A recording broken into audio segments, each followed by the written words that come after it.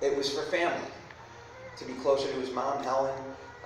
He could easily have found work anywhere in Tampa, locally to the surrounding area, but he also loved the clients that he worked with here at Broadridge and the team that he was so much a part of, so integral to. So while we were sad that we couldn't be here or have him there with us in person, perhaps to belt out that occasional tune or beatbox for us, we were really grateful to have him with us still as part of our family. And knowing that we could give a call or an email or an instant message at any time, and that we'd see him at least 4 or 5 times a year at our celebrations. So I have to tell myself now that even though I can't call Eric on the phone, I can still talk to him in a way through prayer, and that one day we will see each other again at that big celebration. So I spoke a little bit about our Broadridge family. I want to introduce Jamie Terenzi. Jamie worked every day with Eric. She was like a little sister to him. And just to give you an idea, we get surveys for the client work that we do. And the surveys, would recognize Eric. Jamie's on the back end. She's doing everything with Eric. She's part of his team, but they don't talk to her in person usually. Every survey that I ever said, "Hey, great job, Eric," every time. Well, you know what? I just want you to know, couldn't have done it without Jamie. So I want to bring Jamie up because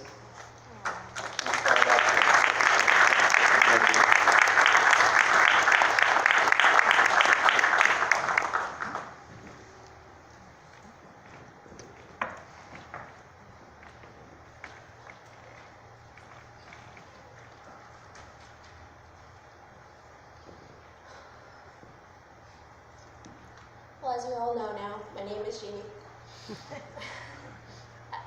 Me and Eric both actually started on the same day. He was the first member of my team. He always made work fun and exciting.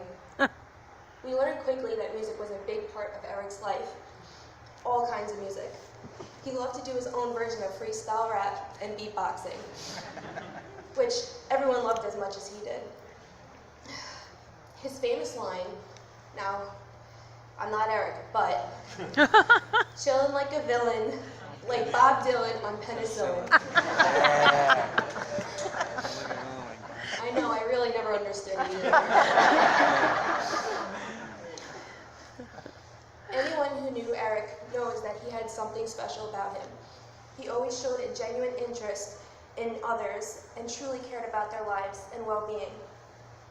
Anything from a casual conversation to a deeply personal one, he would remember and follow up a day, week, month, or even a year later. I was always impressed with his amazing ability to simply remember what was important to others what he thought was important to others in their lives. It was easy to see that in Eric's life, his family always came first. Eric and I spoke regularly, often multiple times a day, and he was always excited to update me on how his wife Rachel and their 3 boys, Matthew, Jonathan, and Andrew, were doing. Eric was truly a great person that we were all blessed to know. It's never easy to lose a loved one, but by reflecting on that person and remembering how they lived their life and incorporating something you admired about that person will always allow them to live on within you. Wow.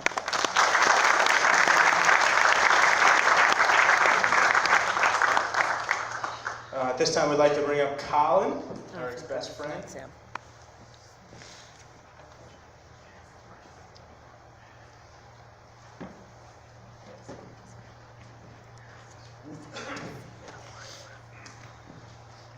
Hey, good evening.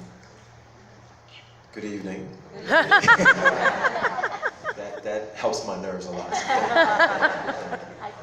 Well, my name's not up there, but anyway, it's Colin Moore, and I'm one of Eric's friends. I've known Eric for a little over 22 years. We met at Bear Stearns. They're no longer around for people who know Bear Stearns, but we met actually in the cafeteria during lunch, just a general conversation. Once again, very personable, very friendly, very outgoing. And you know, our friendship developed. I worked in another department in mutual funds, then eventually transitioned into his group, professional client services for hedge funds. And I worked on his team with him, and the guy was unbelievable. You know, we went out to client visits. Shortly after that, he met my wife. I didn't know about Rachel at that time, back in 1996. Yeah.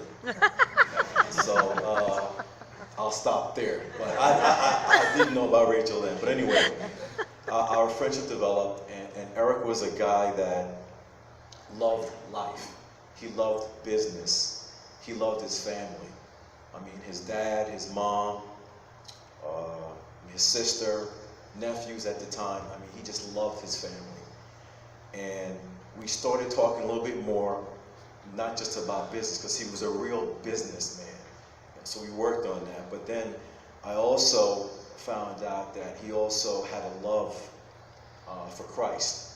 And I did also. So that deepened our friendship even more. It's a little bit tough for me right now because I'm trying to make sense of everything, what happened. I'm sure people understand that, but nonetheless, our friendship developed, and then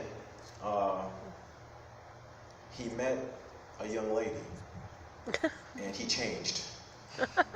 Not for the worst, but our conversations, but less and less. Even though I was married, I understood, but and I remember he mentioned one day they went on a carriage ride. This is in Central Park. And was this like a first kiss type of thing? Yeah. So anyway, so you know, he was excited about that. I was excited for him also. So the relationship developed more and more. Now there's a Rachel in the picture.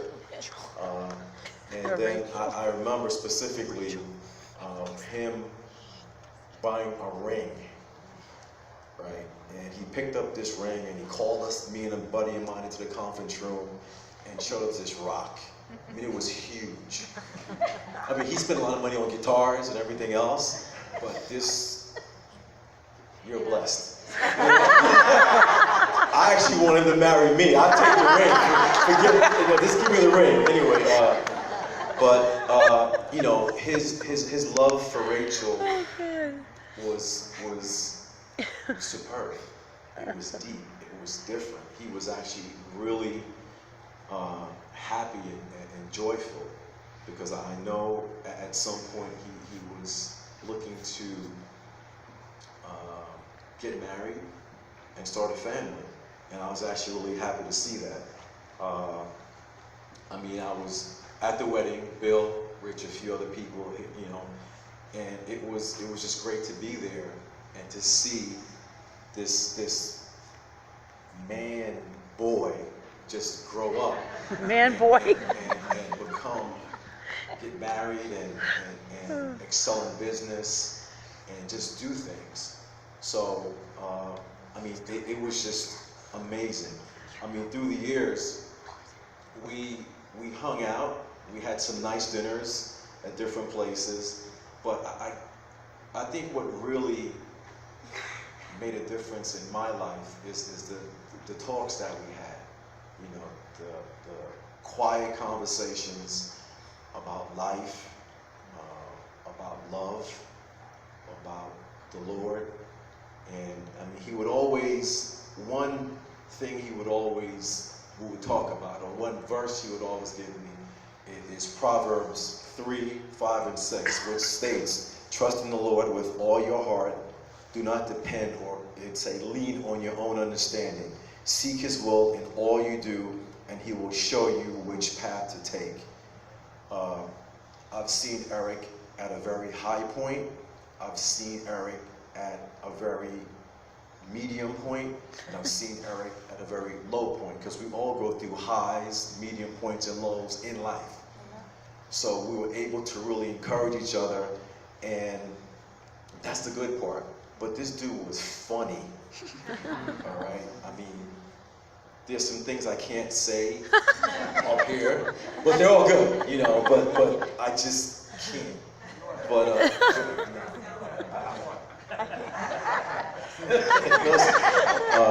but no, he was really a witty guy, and he had a great command of the English language. Oh, God. You know, I mean, it would just be, it's amazing. I mean, we would we would have to do some client write-ups, so we'd go back and forth about what we should say, what to write in the client. So sometimes I would let him have his way, and other times I would say, no, Eric, put this in the write-up, and we would go back and forth. But the dude had a really good command of English language, and he was funny. So I knew him when I first met him as Eric Scott. He never used Platow at first. It was just Eric Scott. Okay, which Everybody mispronounces his name. They say Platow. exactly. So he didn't like that. Then I also knew him as Eric B. And that's the beatbox kind of, all right? Because this is the musician side now. His stage name is Eric B. Okay, and where we worked, there was there was a you know what a do-rag is? Okay. Well, I don't wear them, but I know what they are, right? So people use them. This is a little teaching moment for me. People use them, specifically people who want waves in their hair. It's like a silk type of thing that they put on their hair and they tie down. It keeps their hair down. They put grease on their hair, and when they take it off and they brush their hair with a boar bristle brush, waves come.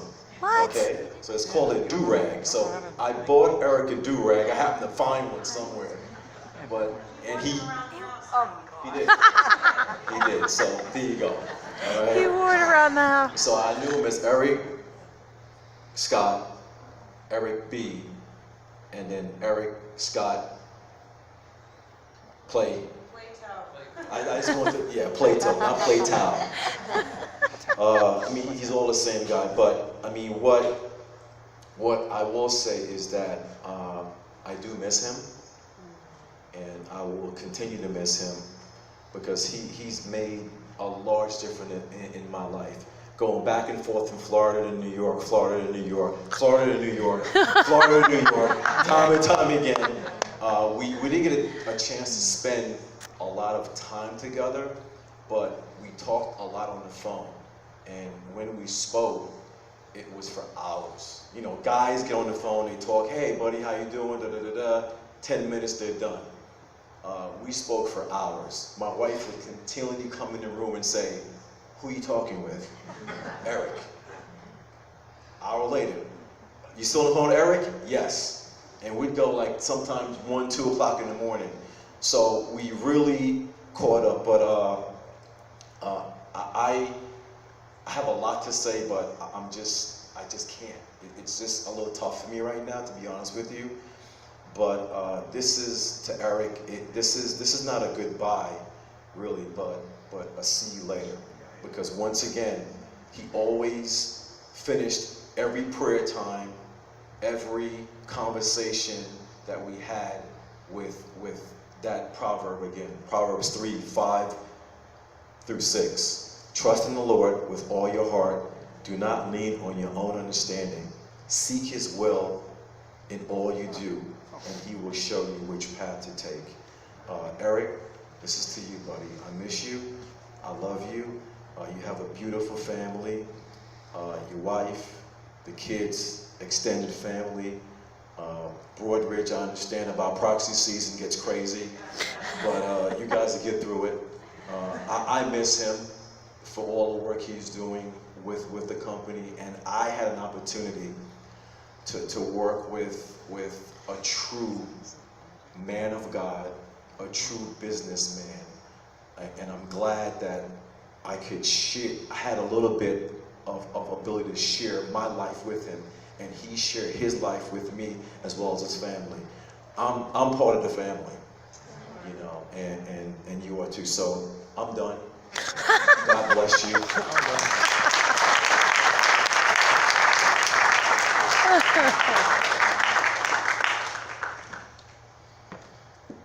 Now we'd like to call up some very special guests. Rachel's parents are going to come up. Eric's in-laws, Miss Jane and Mr. Glenn. You guys come up.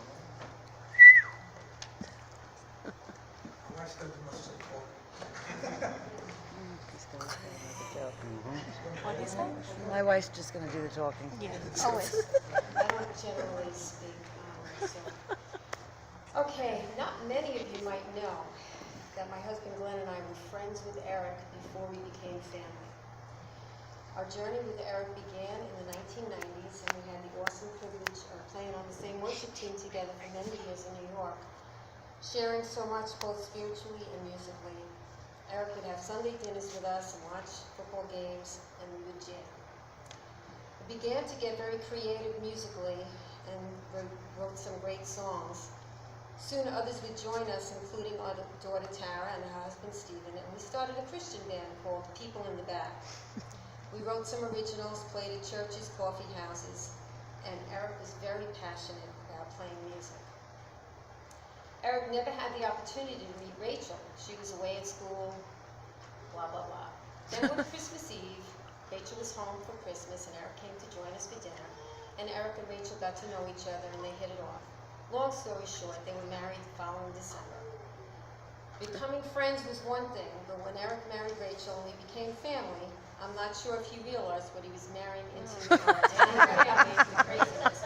let's just say I'm thankful that he overlooked a lot and accepted this new Italian family and actually joined us in some of the craziness and sometimes even topped us. Yep. Don't forget, we're a musical family, so of course after Eric and Rachel started dating, we all started playing together. We decided to start a wedding band. Imagine. We played weddings, events, coffee houses, and throughout the years we created some great music together and had really a lot of fun playing as a family. Sometimes I would just try to describe to Eric how a guitar lick would go, and I'd go, you know, like a da-da-da-da-da. You get it. Yeah. And thus became the phrase we would use, like I say, funk baba, just do a funk baba, and he would say, okay, Jay, There's so many funny stories to tell, like Colin, I can't say them. I just can't. You wouldn't understand, but he loved to make silly songs. He would make a silly song out of anything, any situation you would in. One time, Eric and Rachel went skiing. They took our grandson Zachary with them, and they stopped to eat at a place called Bob's Country Kitchen. After eating, they continued on their trek home, and Zachary had to go to the bathroom. And of course, there was nowhere to stop. So to distract Zachary from the urge to go, Eric started singing another silly song.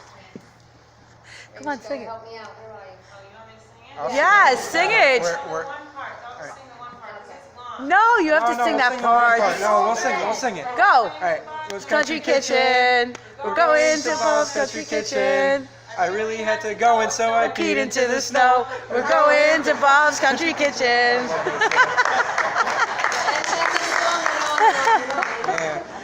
He was always putting songs together and singing them with his children. In fact, it was a really family ritual, singing silly songs.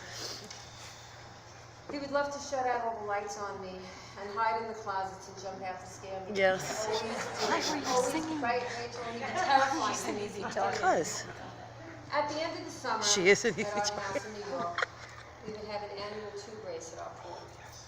The object was you got down by the deep end, you had to get as many tubes and floats on wherever you can find them and hurry up and get to the deep end. And when I said ready, set, go, everybody jumped in and whoever got to the other side with all the tubes on won. Well, I had a video, it's out in the foyer that I found. Eric was quietly, he would always quietly just be gathering as many tubes as he could while nobody was looking, and he always had the most on. But he didn't win the one. No, he didn't win. He jumped in and But face anyway, planted. and I'm reminded of a family event where we were at a wedding, and the DJ equipment stopped working in the middle of the song, and everybody was on the dance floor. Eric walked up to the DJ station, took the mic, started popping. Everyone kept on dancing till the music came back on. You would have thought he was like a one-man band. As I said, summers are always big at our house. And at the end of a fun-filled day, when everyone said goodnight, I would be straightening up, and Eric would be sitting outside enjoying a beautiful summer night. Sometimes I would join him. We would have some great conversations. He was always concerned about others, asking about my family, telling me how his family was, asking what was going on in everyone's lives.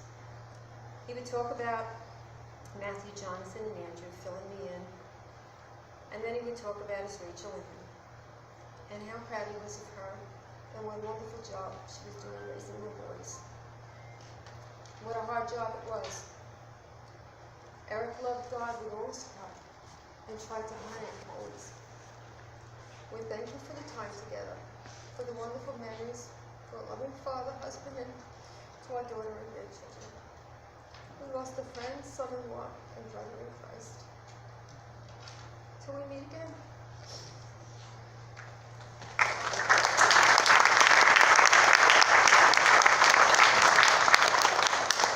So as you can see, there's a few themes. The biggest theme is Eric's beatboxing skills.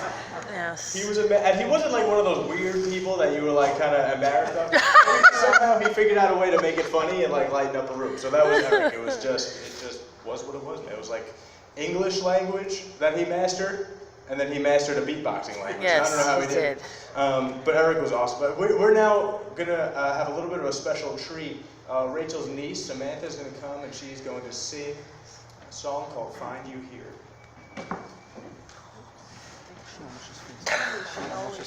I know.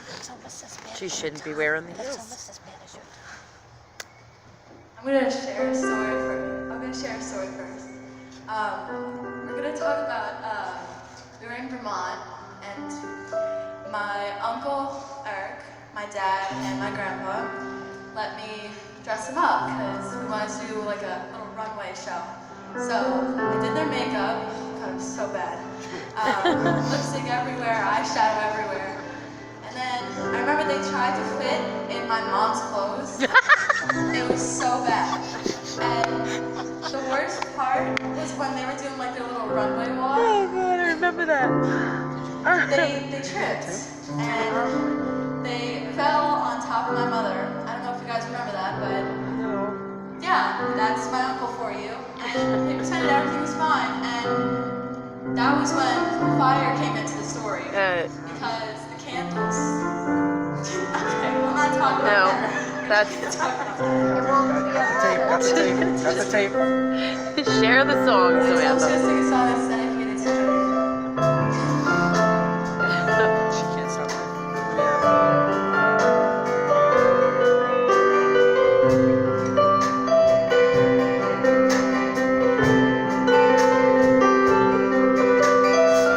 I don't think you have a way to comment.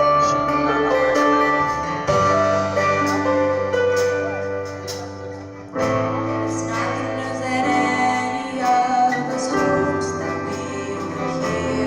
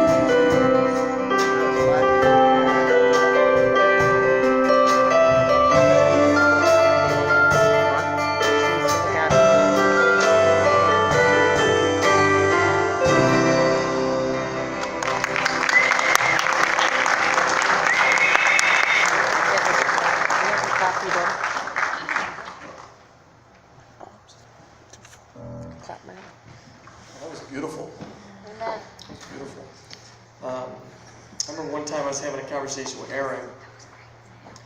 He was asking me some deep was theological question I'm sure. just before the service. Not that I had anything to do in a few seconds, but Yeah. Pastor Todd, I want to always say PT. He never called me Pastor Todd. It's always PT. Yep. PT. You know, Eric, what's up? And I always knew whenever he said PT, it's about to go deep. And I answered his question.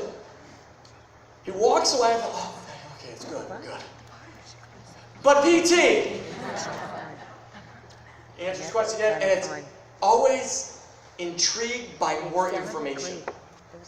That was Eric Platow. Always wanted to have complete information so he can make an educated decision. He wanted to know what he knew because it mattered. And so Eric was one of those rare guys that the world will never ever be able to duplicate. Let it go. We can only hope to reflect his character, his behavior. The average person takes between 17,000 and 28,000 breaths per day. It's a lot of breathing. I happen to think women breathe more than men. Just a personal opinion, don't stone me, but I think the reality is most of those are overlooked. We don't think about breathing. Since we've been in this room, not one of us has thought about the breath we've taken. It just naturally happens. It became routine. I think life's like that. They don't realize things until the breath is taken out of you. And in moments like these, we've been breathing and everything's been normal. And in our prayers for healing and our hopes,